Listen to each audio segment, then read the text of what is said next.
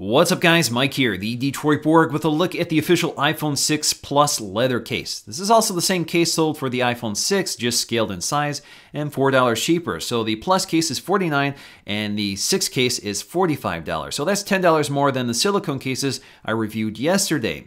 Now the silicone cases, of course, avoid leather, are cheaper, and offer more vibrant colors, while the leather cases are quite a bit more muted, but they share a similar quality, similar design. Now in terms of colors, we have black, product red, midnight blue, olive brown, and soft pink. So let's go ahead and crack into each one of these and take a closer look. Now, just like the silicone cases, the interior liner matches the exterior color of the leather. It's this nice soft felt material, and the case does feel a little flimsy in the hand when it's not on the phone. Of course, that's because the bottom is completely open.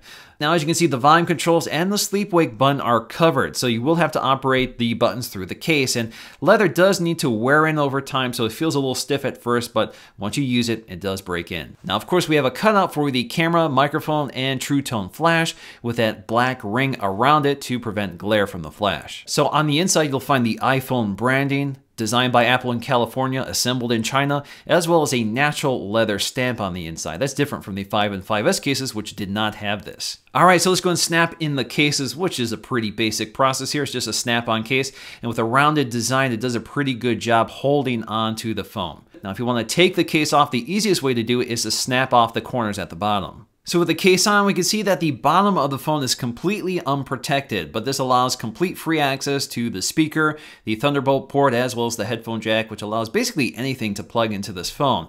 Now there is a little lip around the back that does provide some protection for that edge, but of course it is more exposed. So on the back, we'll find our embossed Apple logo. Right above that is the camera cutout. So we'll find plenty of room for the LED flash, the microphone, and the camera module.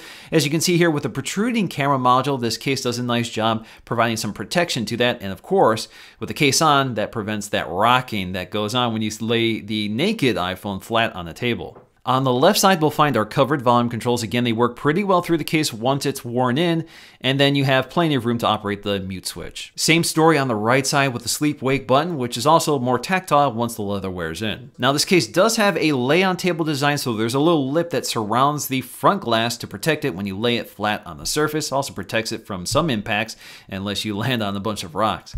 We also have those corners which seem to overlap a little bit more with the leather case. It could just be the natural variation in the manufacturing of wrapping the case with leather, but to me it looks like they overlap a bit more. Now if we compare this case to the iPhone 5 and 5S cases, you'll see that the leather looks a little coarser, a little shinier, maybe a little smoother than the 5S leather, which was a softer leather, so perhaps this leather will wear better over time. So let's take a look at some of the available color options. So of course black is probably the safe bet for most people. It's a color that matches every iPhone color and is less likely to show wear over time than any of the other colors here, especially the lighter colors like soft pink or product red. So when in doubt, I'd say go with black. Now we also have a new brown color. This is olive brown. It's much darker than the light brown from last year's iPhone 5 and 5S cases. So I think that's obvious. They wanted a color that weared more favorably or showed wear a bit better than the light brown color as I have here, which I used extensively last year. So I definitely like this darker brown color. I think it looks really sharp. Now we also have a new blue color, midnight blue, which is obviously much darker from the light blue color from last year. Again, that change is obvious.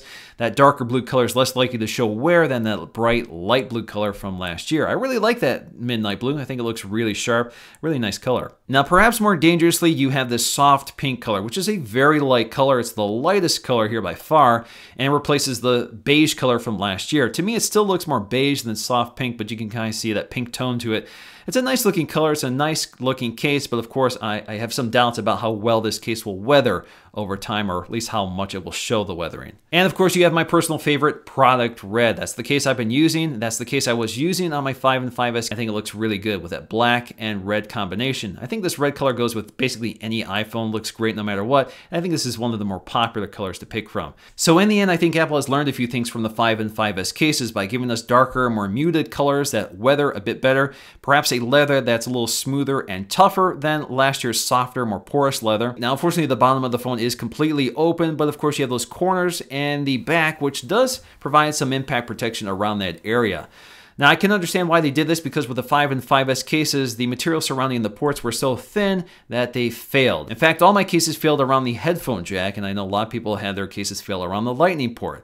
So that by eliminating that, they get rid of that problem, and you have a lot more room for accessories like headphone jacks, the lightning connectors, and those sort of accessories. So once again, I'll reiterate, these are very expensive cases. I'm not thrilled that it doesn't provide full 360-degree protection. So for a lot of people, I think they may want to look elsewhere for a case that provides full protection, especially on such an expensive phone. So what do you guys think? What color do you prefer here? I think, again, I prefer product red, but what is your favorite color? Please let me know in the comment section below. And if you want to see my silicone case review, please check the description below for a link. So that's going to do for me in this video. Thanks for watching, and I'll see you again in the next one.